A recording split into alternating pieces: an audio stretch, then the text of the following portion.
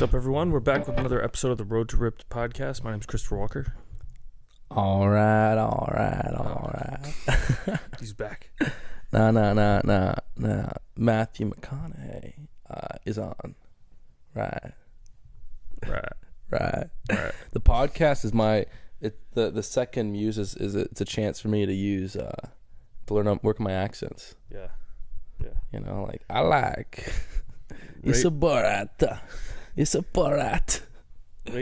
Go leave a review and rate Greg's Matthew McConaughey. 1 out of 10. But don't use the review as the rating. Use the review to rate the quality you're getting. Just use a 5-star for the rating. Because if you don't like my accent, don't give us a bad rating. We need those 5 stars to keep leveling up the podcast. Yeah. Absolutely. Absolutely. The Matthew McConaughey, it's hit or miss. Like sometimes I get it, sometimes I don't. Well, today, what are we talking about, Greg? We're talking about how to bust through a fat loss plateau. So that's one thing that like it's a huge issue for a lot of people where they have this goal, they want to get really lean, they want to get those 6-pack abs or whatever it is they're going for, and then everything's going smooth and boom, they get some point they get stuck, and so which is natural. Yeah, it's natural, and then so we can get into basically why that happens and what do you do next. So and interestingly enough, like what you really see is people get stuck just before they get their abs in. Like it's that's usually where it happens. It's like, all right, they want to get to like that 8% body fat or like even 10, and they get stuck right between like 12 and 15%, like just as they're getting close to 10%. Yeah. It's interesting because that's literally what just happened. Because I lost I've lost 30 pounds total, but I got like under 200 now. And when I got under 200, I stayed in at 197 for like 2 weeks. Yeah. And I would just keep being like, shit, it's not changing. But then I've done this. I've been around this enough that I knew it's gonna start changing. And then instantly, it's just like one day I was like 195, and then starting to drop. I haven't measured recently, but yeah, that's like the whoosh effect where exactly you get to that lower point and then it's no longer linear. So when you got more fat to lose, usually it's very linear. 2 pounds a week, 3 pounds a week, 1 pound a week. The scale is always going down, and then you get to this point where it's like, wait, nothing's happening, it's not moving. And then here's the problem. This is where people freak out. Like, for example, what most people in your shoes would have done if they didn't have the experience or their wherewithal. Wherewithal? You like that word? Yeah, I like that word. Yeah. I don't know that. Is that the right pronunciation? No, it is. Yeah. Wherewithal. They don't have the wherewithal, the knowledge, or the wisdom, and so they're like, it's not. Now I gotta cut out now I gotta do keto diet. Now I gotta cut down my carbs. Now I gotta do. Yeah. Then they get all crazy. An extra hour, and then that's when they blow back up because stress. They get hyper stressed. Then they start to get more binge eating going on. Because they're putting their body under such a extreme calorie deficit, they get the binge eating. They're starting to lose their muscles their strength's going down, their muscle kind of drops, and then they end up binge eating, and their metabolism crashes, their hormones kind of take a hit, and then they end up backfiring. Maybe like sometimes if they really push through, they'll lose a little bit more fat, but then they'll end up looking worse because they'll lose the muscle too. And they can't sustain it anyway. So they can't sustain it. So it's not even worth doing. Why, if you can't sustain it, why do you even do it? I know, it's insane. So figure out a way that's sustainable.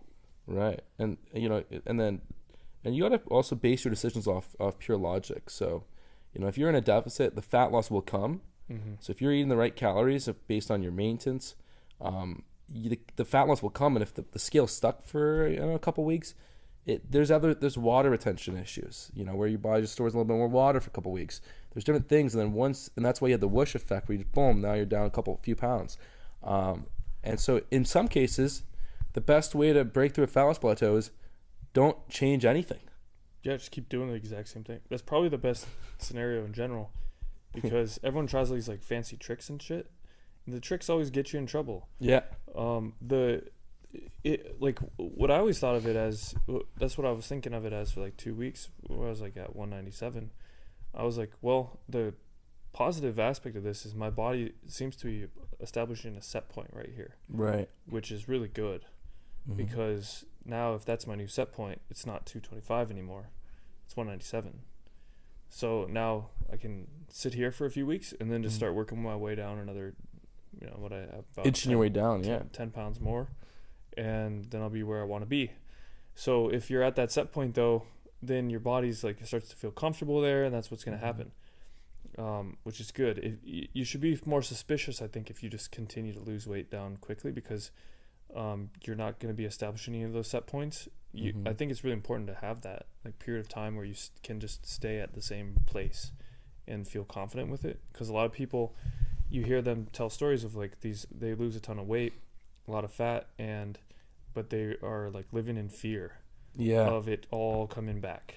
Oh, and that's what kills them, because when they live in fear, let's just give you some numbers. So let's say, someone, they're burning, maybe they ate a lot for a long time, and so they got their metabolism works pretty well, because they've been in a state of overfeeding where they're burning 2,800 calories a day, and so they go on this diet to lose weight pretty quickly. They eat 2,000, and so what happens is they lose this weight, but they're so terrified of gaining the weight back that they're scared to eat even 2,400, 2,500 calories. So they're always in this extreme deficit, and so their metabolism's shutting down, their hormones are getting downregulated.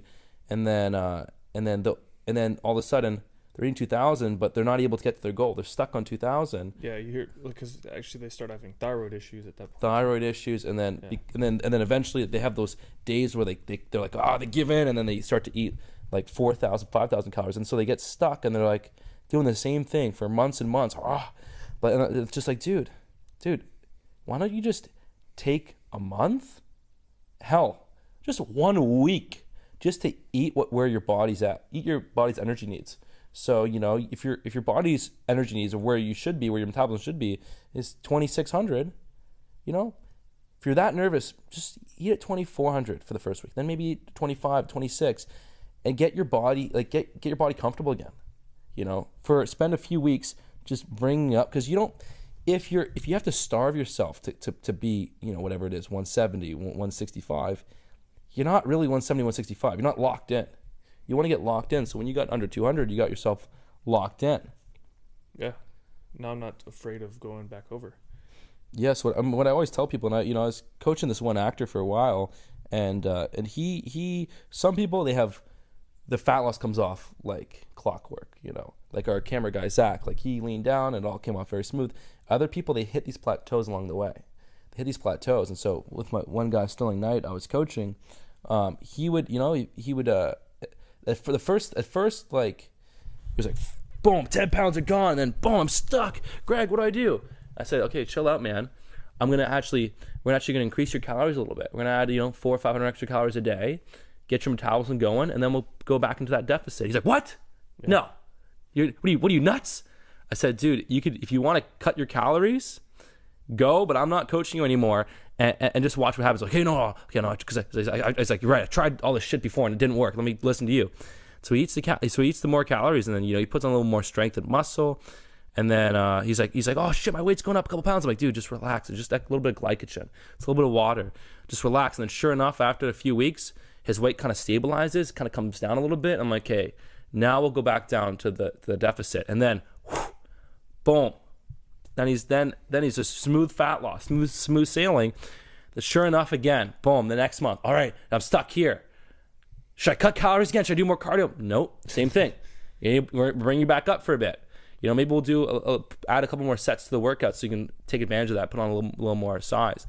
And then it's just this, for him, was this continual process, because he had a very, very sensitive metabolism. So when he put himself in a deficit, his body kind of, it started to conserve energy after about a month of being in a deficit. Yeah. So he had a super sensitive metabolism, and that's why he failed so much with diets, because diets don't teach this ever.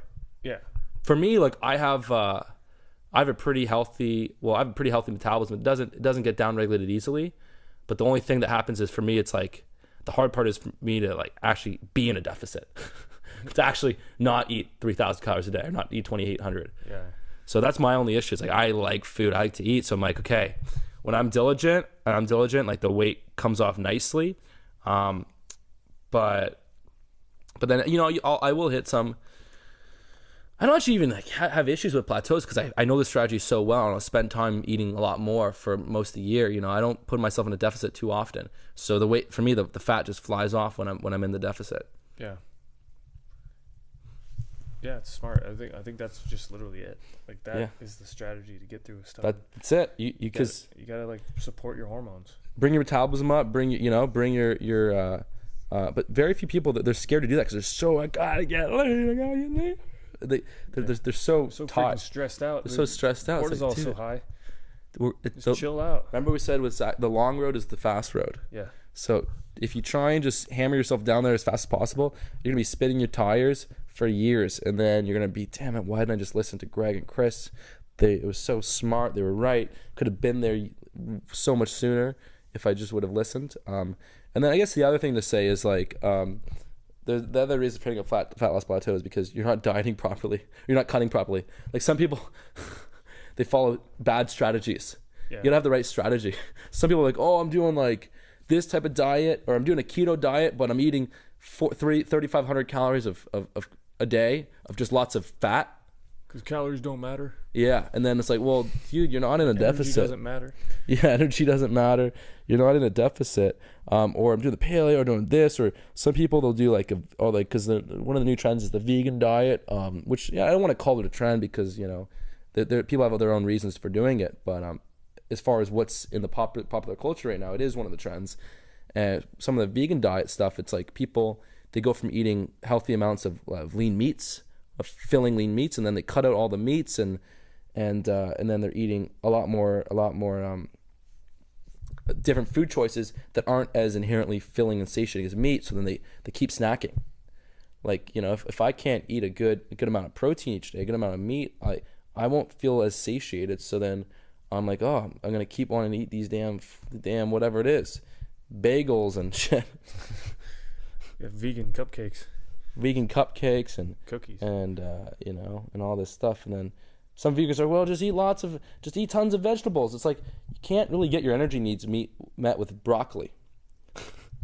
Yeah, well, yeah, something like broccoli is more. It's like higher volume, a lot of fiber. So you eat too much of it, you start shitting your pants, and then. But it's also super low in calories. But even if you eat tons of broccoli, your stomach might feel full, but your brain isn't. Your brain isn't getting that signal to be like, okay, you're done, you're good. Your body's been fueled up. It's gonna be like, there's something missing here. Yeah. I need some fat and protein too. Yep. So basically, that's pretty much it. If you're basing your cutting off smart principles, being in the right calorie deficit, not going too extreme. That's one of the issues with if you have a lot of fat loss plateaus, you might be just trying to go too extreme. But if you're doing it, if you're hitting the right deficit, you're eating a balanced diet, with balanced macronutrients, then basically when you get stuck, you try and eat around maintenance for a few weeks, and then you go down to your deficit again, and you just keep doing that till you get to where you want to be. That said, if you have a lot of fat to lose, you shouldn't really get these plateaus till that last kind of stretch. Yeah, like last 10 pounds or whatever. Yeah, like if you have 40, 50 pounds to lose, and you're like, oh, I got a fat loss plateau. No, you don't. Your body's not down regulating anything because there's so much fat availability left. That's actually why you see fat loss plateaus closer to when you get really lean. Is that is leptin. Leptin's one of those hormones that regulates your metabolism and your body weight. And leptin, the higher the leptin is the more you want to move around and the less food you need. And so leptin is released from eating carbohydrates, and then also your fat tissue. So when you have lots of fat tissue, you have tons of circulating leptin. So that keeps your metabolism functioning very healthy. And then as you get very, very, very, very lean, where you have less and less fat available, then you're limited to your leptin levels are limited, and then it becomes a little bit trickier. But when you take those maintenance breaks where you're eating more food, more carbs, it's actually pretty easy. And then you kind of eventually hit this kind of set point where you can actually get locked into a fairly low body fat when you kind of cut down slowly and properly, and you take the time to kind of eat a bit more. But absolutely, cutting when you're 20, 30, 40 pounds overweight is a lot smoother, a lot easier than when you're trying to get to 7% body fat and it's the last 5 pounds. Yeah, exactly. Well, cool. I think that was a good, fast, actionable episode. Absolutely. Yeah. Yeah, you guys found that useful, then definitely you can share it around. Do what you got to do. If you're looking for an amazing cutting plan or aggressive fat loss plan, then you might want to check out my aggressive fat loss course. We have thousands of transformations from that now. Yeah, it's pretty insane. You get them it is insane every day. Yeah, and you guys can check that out at even kinobody.com/AFL, or for aggressive fat loss, or go to the kinobody.com site and you can see it there. It's awesome stuff. I hope you guys enjoyed this. See you on the next one. Boom shakalom.